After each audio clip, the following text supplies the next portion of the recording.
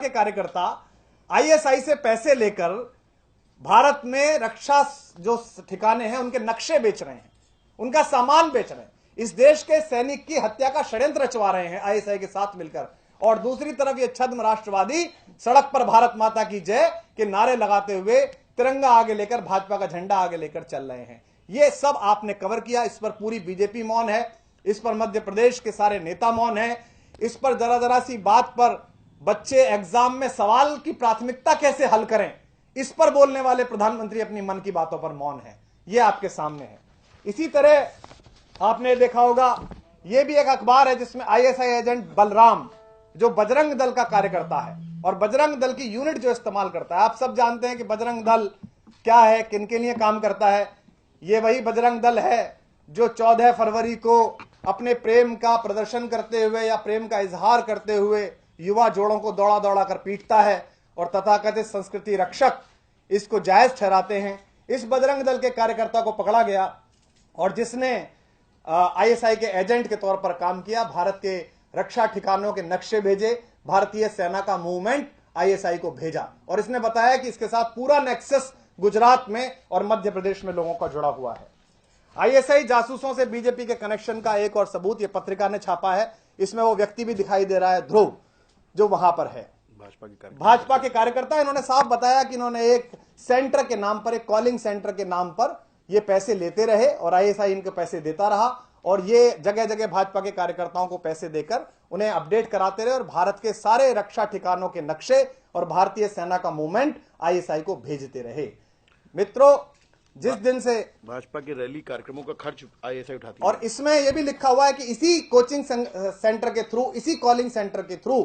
Bharatiya Janata party की रैलियों का खर्चा इस लड़के ने और इसके सेंटर ने उठाया है। इसने पोस्टर चिपकाए, इसने बिलबोर्ड लगवाए। इसका मतलब सीधे सीधे आईएसआई से, पाकिस्तान से आए हुए पैसे से भारतीय जनता पार्टी के छद्म राष्ट्रवाद की दुकान के बैनर छप रहे हैं। दोस्तों,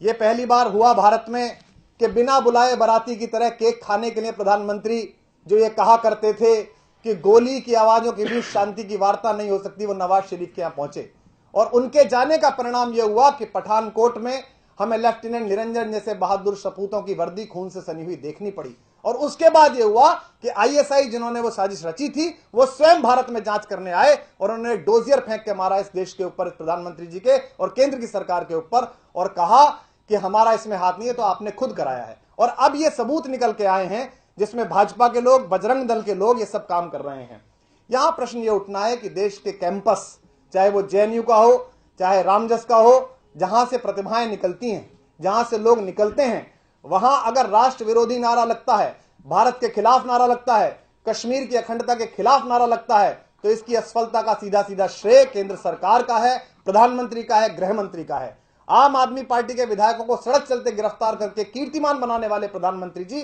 अपनी असफलता स्वीकार करें कि दिल्ली में उनकी नाक के नीचे केंद्रीय विद्यालय में चंद लफंगों ने हिंदुस्तान के खिलाफ नारा लगाया और वो आज तक गिरफ्तार नहीं किए गए, आज तक उन चेहरों की पुष्टि नहीं हुई, उन्हें जेल के पीछे नहीं डाला गया। और कल रामजस कॉलेज में फिर यही हुड़दंग कराने की कोशिश की गई। उत्तर प्रदेश चुनावों में जीतने की जद्दोजहद के चक्कर में भारतीय अस्मिता, भारतीय अखंडता और भारत में इस बात की हिम्मत लोगों में पैदा मत करिए। आम आदमी पार्टी पूरे तथ्यों के साथ, सबूतों के साथ इस बात को रेखांकित कर रही है कि पाकिस्तान की खुफिया एजेंसी आईएसआई इस समय बीजेपी और उसके संगठनों के माध्यम से, चाहे वो एबीवीपी हो, चाहे बजरंग दल हो, अपने पैसे भेजकर कोशिश करा रही है कि किसी तरह से भारत के रक्षा सौदों की बात बाहर जा सके। मैं तमाम राष्ट्रवाद के पैरोकार उन मासूम लोगों से जो इनके चक्कर में हैं, उनसे अपील करना चाहता हूं कि ये अपने पूर्व में राम को ठग चुके हैं। रामलला टाट में है, ये सारे ठाट में हैं। इस बार ये इस देश को ठगने वाले हैं इस राष्ट्रवाद का नारा लेकर। तो इन फर्जी राष्ट्रवादियों की चपेट से इस देश को बचाने के लिए देश के सारे छात्रों से अनुरोध है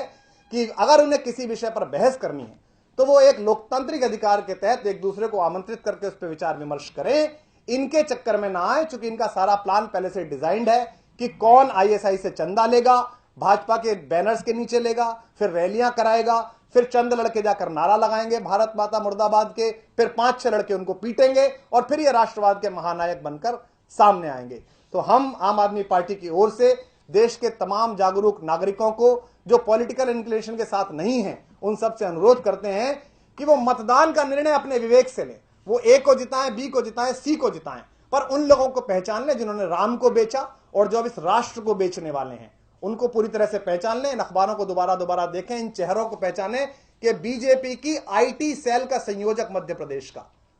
उसके बारे में, और वो कबूल कर रहा है, वो पुलिस के सामने भी कबूल कर रहा है कि उसको बाकायदा पैसे मिले, करोड़ों रुपए का लेन देन हुआ। तो हम इस नेक्सस को एक्सपोज करना चाहते हैं और हम इस लड़ाई को आखिरी हद तक ले जाएंगे छात्रों के साथ, चाहे वो रोहित वेमुला वाला मामला हो, चाहे वो कहीं का मामला हो। छात्रों के साथ जो दुर्व्यवहार पिछले 3 वर्षों से किया जा